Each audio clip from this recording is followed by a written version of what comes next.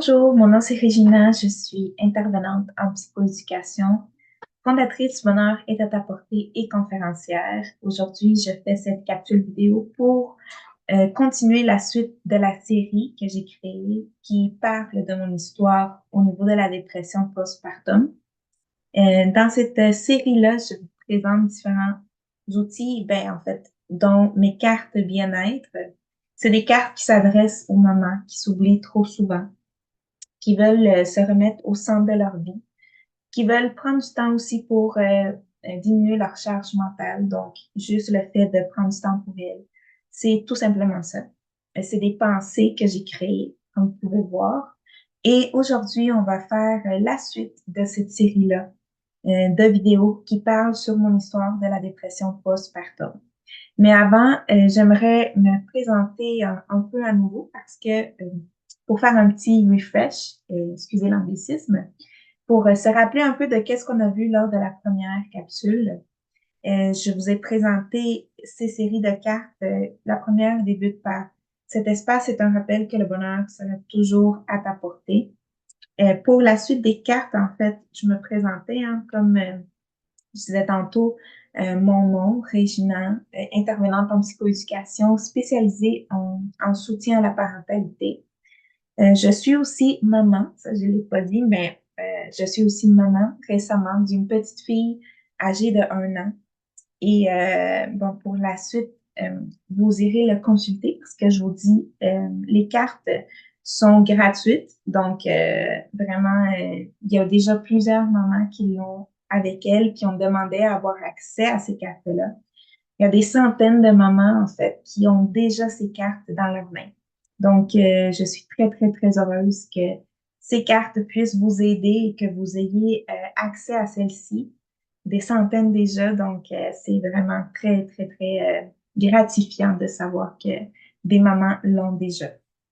Pour la suite, en fait, bon, ici, je me présentais, je racontais que j'ai perdu le contact avec la réalité, que je faisais des crises d'anxiété lorsque j'avais la dépression postpartum. Je faisais des crises d'anxiété.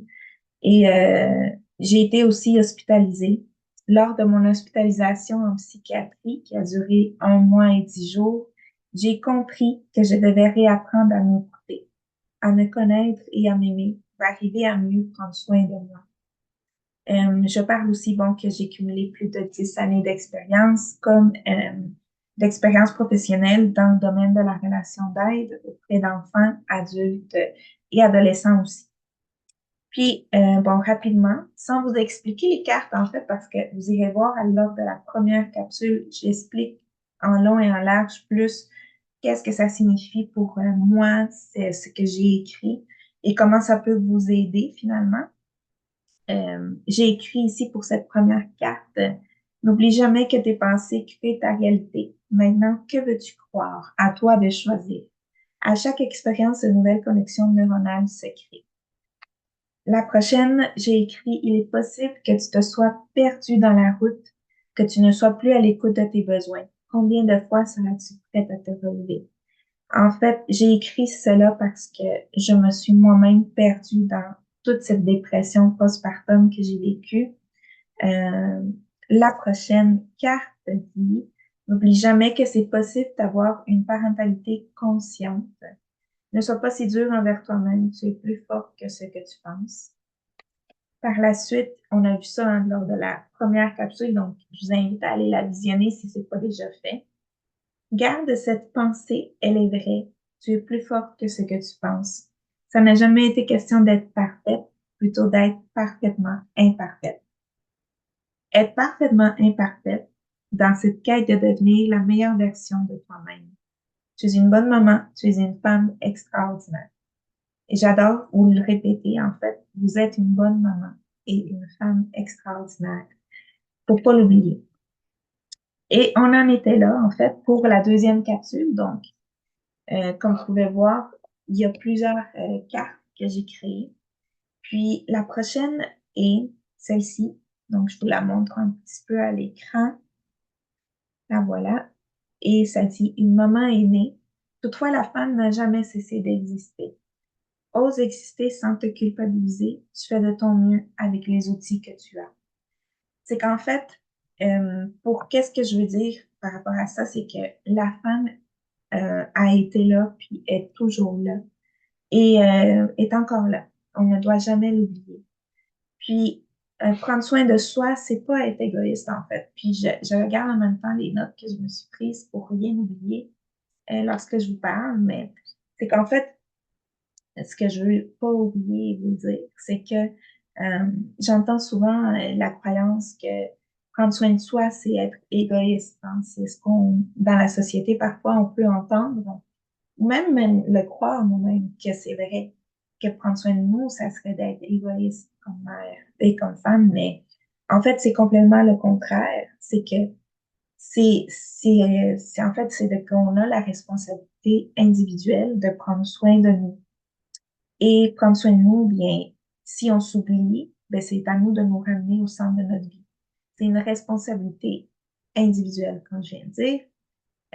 C'est, en fait, pour moi, c'est de faire de soi une priorité. Donc, il faut avoir le courage, comme maman et comme femme, de nous choisir. Et de nous choisir à chaque jour. Pas juste quand on prend des vacances, par exemple, ou quand par exemple, on tombe malade, puis là, on est obligé hein, de prendre soin de nous.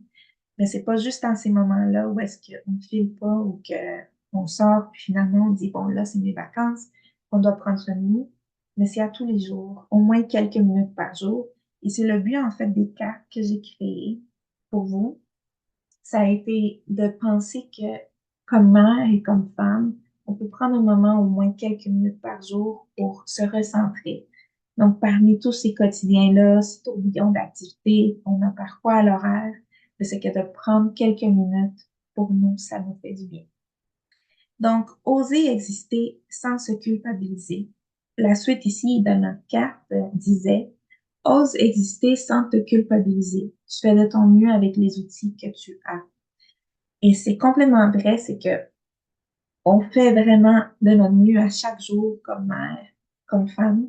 Je répète encore les deux parce que on se souvient, la femme n'a jamais cessé d'exister dans ce parcours-là de mère maintenant. Et, euh, et c'est qu'en fait, on fait de notre mieux. Puis, il y a Lucie Dufour, qui est psychologue clinicienne, qui est une collègue que j'ai travaillé avec elle. En fait, j'ai travaillé avec elle. On a collaboré ensemble pour un de ses livres que je peux vous montrer déjà. C'est un livre. Elle a écrit, elle est auteure du livre qui est ici, qui dit Pourquoi suis-je anxieux, déprimé et irritable? C'est en français.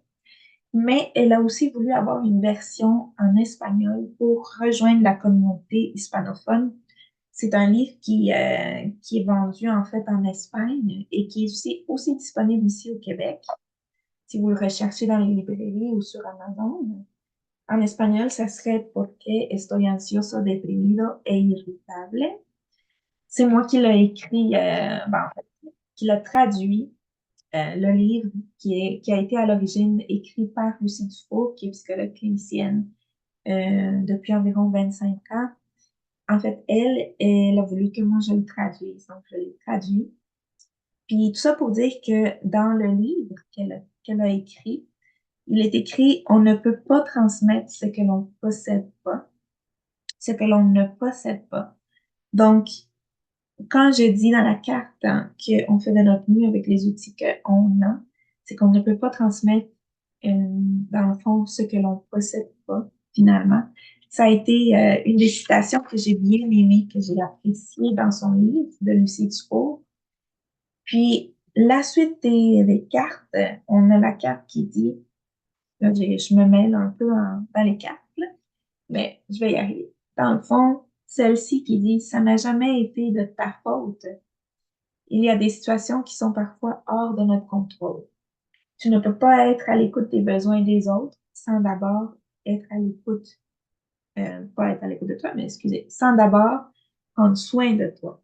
Donc, euh, je trouvais important de dire que ça n'a jamais été de ta faute, en fait. Que vous ayez vécu une dépression postpartum ou pas, ou que simplement, comme mère, vous êtes un jour oublié et que vous avez cessé d'exister, en fait. Ça n'a pas été de votre faute et ça ne sera jamais de votre faute. Je pense que moi-même, en étant hospitalisée en psychiatrie, j'aurais bien aimé avoir cette carte-là qui me le rappelle, là, qui me dit que ça n'a pas été de ma faute et ça ne sera jamais de ma faute, en fait. C'est qu'il y a des situations qui sont hors de notre contrôle parfois. Puis celle-là, de la dépression postpartum, bien, ça a été une des situations qui a été hors de mon contrôle, où j'ai perdu le contrôle, en fait, de moi-même puis de ce qui m'entourait. C'est que, aussi, ce que je veux dire par là, c'est qu'il faut être indulgente envers nous, envers nous-mêmes. Puis parfois, on peut se perdre complètement dans une tempête. Puis lorsqu'on vit, que ce soit encore la dépression postpartum, parfois ça peut être un épuisement parental, par exemple. C'est normal de perdre le contrôle d'une situation où on éprouve une difficulté adaptative, puis une difficulté donc à nous adapter à une situation, une circonstance. Par exemple, avec la dépression postpartum. Il faudra apprendre à naviguer dans le fond, comme j'ai écrit ici. C'est important de vous le mentionner, c'est que moi, j'ai en tête, j'ai l'image d'un bateau, par exemple. Donc, on est dans le navire, on est dans le bateau, puis il y a une tempête, hein, puis il y a des orages, puis on est dans le navire, fait qu'on chavire, on perd complètement le contrôle de ce navire-là, puis c'est un peu ce que j'ai ressenti lorsque j'ai vécu la dépression postpartum, c'est que je n'avais plus le contrôle de moi-même, de mes émotions, de ce qui m'entourait, j'avais plus le contrôle au point de devoir être hospitalisée. Mais c'est que c'est comme lorsqu'on est dans un bateau, puis on perd complètement le contrôle.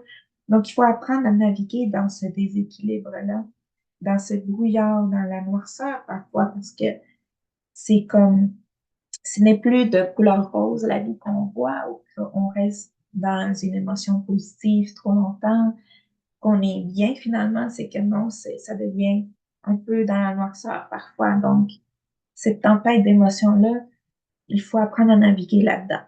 Je trouve ça important de vous le mentionner. Puis, ce que je voulais dire, j'avais une autre idée en tête, mais je ne l'ai pas échappée. Si ça me revient, je vais vous la mentionner sans problème. Donc, la suite de la carte disait, tu ne peux pas être à l'écoute des besoins des autres sans d'abord prendre soin de toi. Puis, tout à l'heure, je vous le disais, hein, c'est l'ancienne carte ici disait ose exister sans te culpabiliser. Tu fais de ton mieux avec les outils que tu as. Donc, ce que je retiens de ça, c'est que il faut oser exister finalement, parce qu'il ne faut pas s'oublier comme mère ou comme femme. Donc, lorsqu'on ose exister, ça veut dire aussi qu'on accepte de déranger autrui. Et c'est un peu, c'est une citation qui apparaît dans le livre de Lucie Dufault. Je vous le montre encore au cas où vous ne l'aviez pas vu. C'est Pourquoi suis-je anxieux, déprimé et irritable? Donc, c'est Lucie Dufault, psychologue clinicienne, hein, qui l'a écrit, en fait, ça, c'est je vous montre ça, mais je m'en rends compte. C'est la version en espagnol que je suis en train de vous montrer. Ben, en français, parce que celle-là, je l'ai traduite en espagnol, mais en français, c'est ça. C'est ça. Pourquoi suis-je anxieux, déprimé et irritable? Elle note dans son livre que oser exister signifie tolérer, en fait, de déranger autrui. Puis il faut être prêt à ça. Il faut être prêt aussi à se demander comment je vais. Par exemple, pas juste lorsque je pars en vacances, lorsque je tombe malade, c'est aussi de se demander à chaque chose, est-ce que vous le faites? Est-ce que vous demandez comment je vais? Moi, je peux dire, je le fais de plus en plus, surtout depuis que j'ai vécu la dépression postpartum. Euh, mais c'est important de se le poser, c'est à la base, est-ce que mes besoins de base sont répondus? Si on regarde dans la pyramide de Maslow, les besoins de base signifient les besoins physiologiques. Donc, par exemple, est-ce que j'ai bien dormi? Est-ce que j'ai bien mangé? Est-ce que j'ai bien bu de l'eau, par exemple? Donc, les besoins physiologiques de base, est-ce qu'ils sont répondus? Une question si importante à nous poser au quotidien. Donc, c'est important de le faire. Puis, je voulais vous raconter un peu que lorsque j'ai fait un live, ça fait déjà quelques temps de ça, parce que Ça fait quelques mois de cela, mais c'était un live en collaboration avec Valérie Roy, qui est psychoéducatrice. Euh, elle est spécialisée en santé mentale adulte, puis on parlait sur l'adaptation à la parentalité. Puis, dans ce live, eh bien, il y a eu une partie où est-ce qu'on a abordé une image que je vous la montre à l'instant. C'est c'est que ça veut dire c'est que notre enfant se rebranche à nous lorsque sa batterie est faible ou est en panne. Donc, nous avons la responsabilité individuelle, comme adultes et comme parents, de prendre soin de notre santé physique et mentale. Donc, prendre le temps de remplir notre batterie à nous. Elle rappelait l'importance de nous écouter, de répondre à nos besoins, de faire l'analyse de notre niveau d'énergie. Parce qu'en fait, en gros, ce qu'elle nous racontait, c'est qu'on ne peut pas recharger les batteries de quelqu'un si notre propre batterie est à terre. Donc, ce que je veux dire par là, aussi avec cette citation-là que je fais référence avec Valérie Roy, qui était psychoéducatrice, qui nous l'a partagé, cette visuel-là. Je l'ai créé à la suite de ce qu'elle nous racontait dans le live. Donc, elle a expliqué ça, puis moi, j'ai créé le visuel. Puis, je trouve ça très, très, très important. C'est important de se le dire, de se le demander à chaque jour comment je vais finalement. Donc, voilà pour la carte. La prochaine qui est juste ici, c'est écrit: Aujourd'hui, tu dois te recentrer sur toi, revenir à toi, te retrouver, dans le but de redéfinir des paramètres. Rien n'est statique dans la vie. Donc, ce que je voulais dire par là, puis en même temps, je la lis, je repense à un peu ce que j'ai vécu aussi dans ma dépression postpartum, puis dans cette hospitalisation que j'ai eue, parce que je ne l'ai pas mentionné lors de la première vidéo, mais bon, j'en ai parlé un petit peu quand même, là. J'ai parlé que j'ai perdu le contact avec la réalité, en fait, et je faisais des crises d'anxiété. Mais j'ai pas juste eu la dépression postpartum, j'ai eu ça, mais j'ai eu aussi un début de psychose. Et la psychose, le début de psychose que j'ai vécu est relié à cette perte de la réalité. Donc, je vérifie est-ce que c'est bien ça que je dis, perte de contact avec la réalité. Donc, c'est totalement, c'est aussi important que je vous mentionne pourquoi, en fait, je vous dis ça, c'est que c'est à cause de ça, justement, que j'ai perdu mon centre et je me suis plus recentrée sur moi-même non plus parce que j'étais complètement perdue dans cette tempête-là que je vivais. Puis j'avais une panoplie d'émotions, dont l'anxiété que je vivais beaucoup avec les crises d'anxiété. Donc, c'est normal que je me sois perdue à ce point. Puis, c'est important de se rappeler que se recentrer sur soi devient impératif, donc devient super important, essentiel pour se retrouver finalement.